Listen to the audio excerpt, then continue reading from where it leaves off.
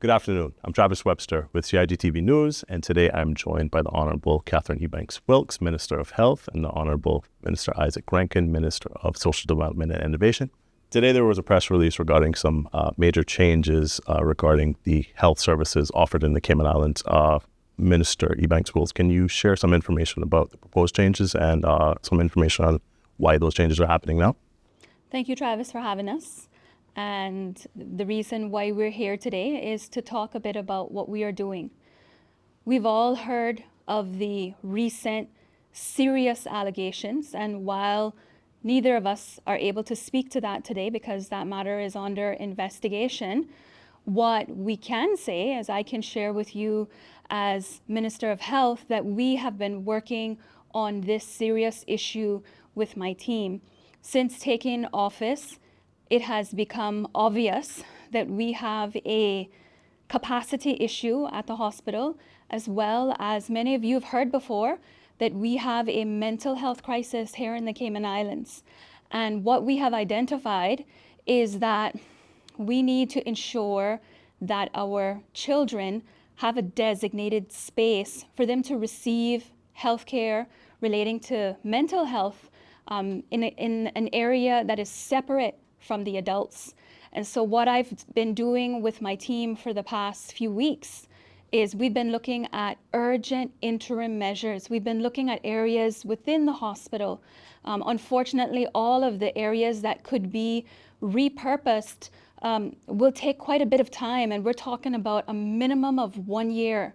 And so that's simply not good enough. We need to find something faster. You know, I'm a mom too, so I want to make sure that these children have a safe space while they're receiving health care at our hospital.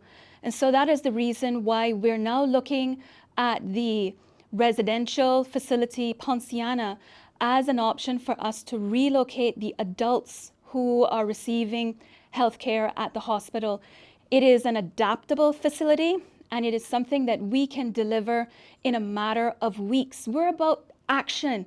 It's not taking a while to figure this out, because we understand that, you know, in order to prevent any situation from happening, whether it's a child or an adult, if you're at a hospital, you should be safe. And this is what we're here focusing on doing today. And that's the reason why we are rolling this out and announcing this today. But this isn't something that we're just working on today. We've been working on this from the time we got started, and we're sharing this information with the public in a spirit of transparency, because we understand that you're concerned. You're seeing these things circulating on social media and you're wondering, what are we doing? Well, this is what we've been doing. We've been working on finding a fast solution that will ensure that everyone that we have under the care of the HSA has a designated space to receive the care that they need.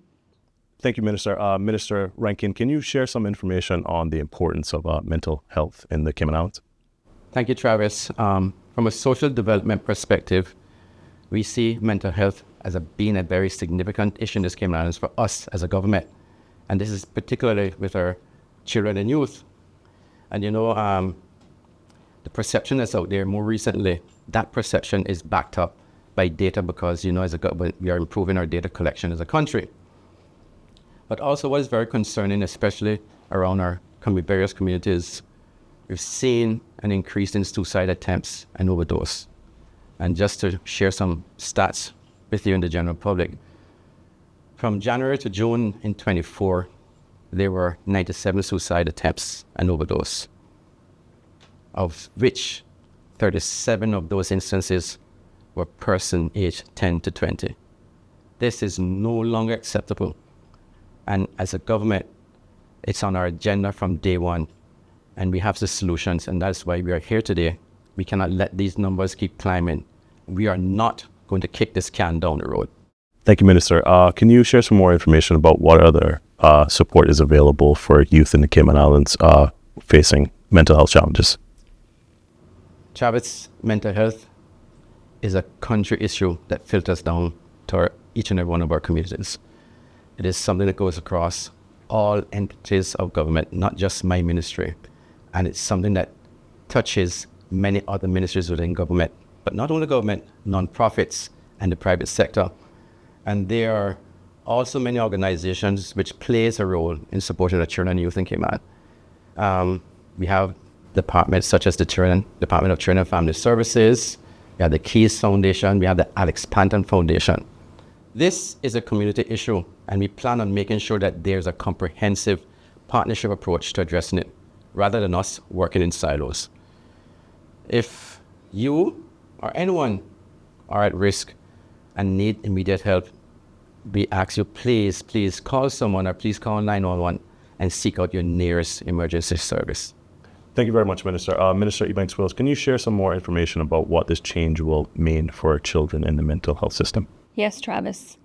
What this would mean for the children who are in mental health care, it means that our children will no longer have to be cared for in the same location as the adults that are receiving mental health care.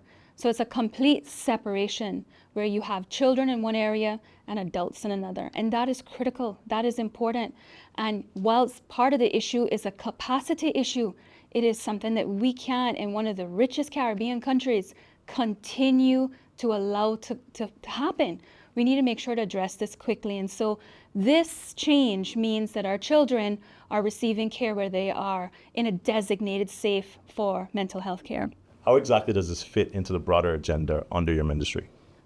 This is the first in a series of structural reforms aimed at improving both access to healthcare and the quality of healthcare. Everybody on the island is concerned about it, and this is the first step towards achieving that. And that is what I'm going to be working on as Minister of Health, along with the very capable Chief Officer and team that I have the honor to work with as we continue to drive our broad health agenda forward, along with my colleagues in the government who have been very supportive and are all in agreement that this approach is an approach that they feel is the right approach in order for us to address this matter as quickly and as expeditiously as we can. Also, our broader agenda includes improving our regulatory oversight, as well as doing a lot more preventative care and system-wide integration of exactly what we're dealing with today, mental health services. We are building a healthcare system that meets the needs of the Caymanian people, a system that is modern and responsive to the changing needs of our country. Minister Ebanks-Wilks, Minister Rankine, I want to thank you this afternoon for taking the time to speak with us. This is a reminder to the general public that if you or someone you love is facing any mental challenges, you can contact K-Mind or you can contact the emergency services at 911. I'm Travis Webster for CIG TV News. Thank you.